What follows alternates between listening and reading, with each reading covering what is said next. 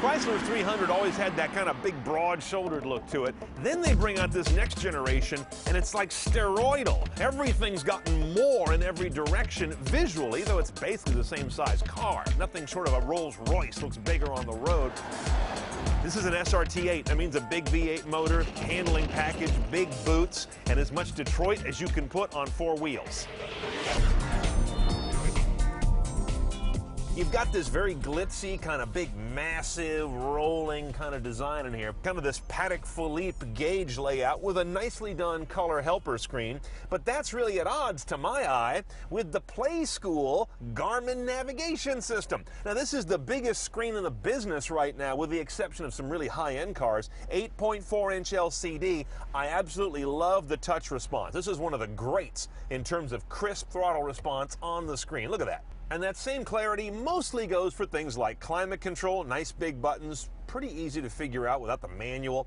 Then there's player and radio. They break up media under those two tabs. Player means anything that isn't radio. So you go to the source button here, and you've got, of course, your optical disc, SD card, not real popular, USB that'll take thumb drives or iPod, iPhone.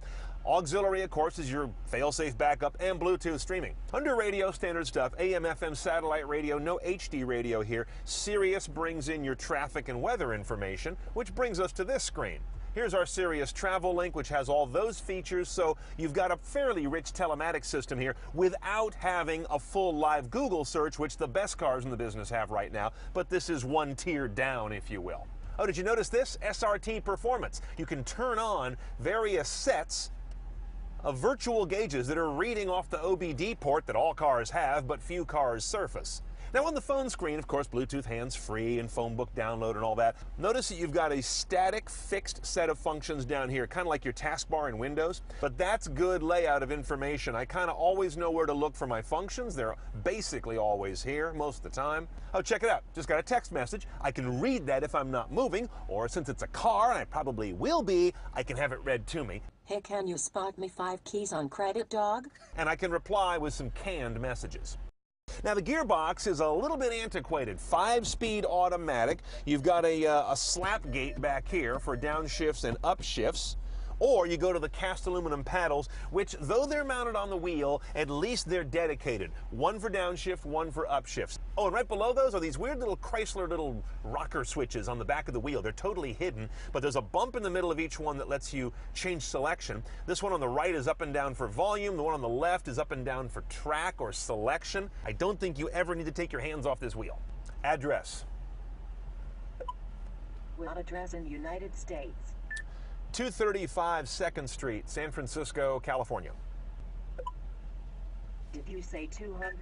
1. Would you like to begin that? Yes. That's damn impressive.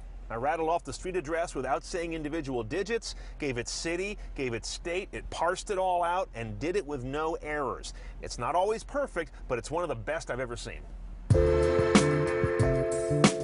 Now, of course, a big part of the SRT8 story is the 8, and that lives in here. This big bastard, a 6.4-liter aluminum V8 that does it the old-fashioned way. No turbo, no blower, it's just big. 390 cubic inches is what they really ought to call it. This just sounds bigger to me. 470 horse, 470 foot-pounds of torque. Gets this big guy up to 60 in about 4.9, maybe a little bit faster. The downside is you're going to get 1423 mpg, and that's on a good day when you're not paying attention to the pedal on the right. Get into it more and who knows. In fact, this guy gets hit with a $1,000 gas guzzler tax, which I almost never see anymore. Let's go see if it's worth it.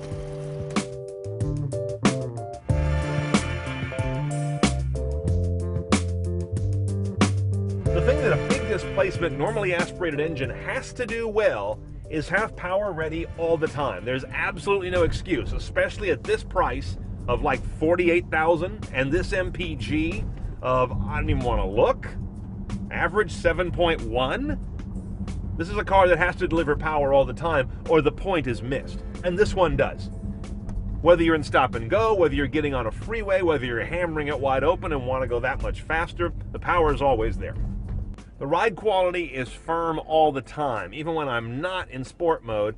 It's got a ride that is definitely telling you you're riding in a big car with super low profile tires. and a lot of weight on the hoof. And of course, in a lot of other cars, you'd hear me grouse about this being a 5-speed automatic, missing 1, 2, 3, even 4 gears compared to other cars today. But with this kind of cubic inches, it doesn't matter. It just overcomes whatever gear you're in. The SRT8 is a $50,000 300 before you add the dubious $2,000 speakers or blind spot and adaptive cruise tech that seems to gild the lily on a car like this.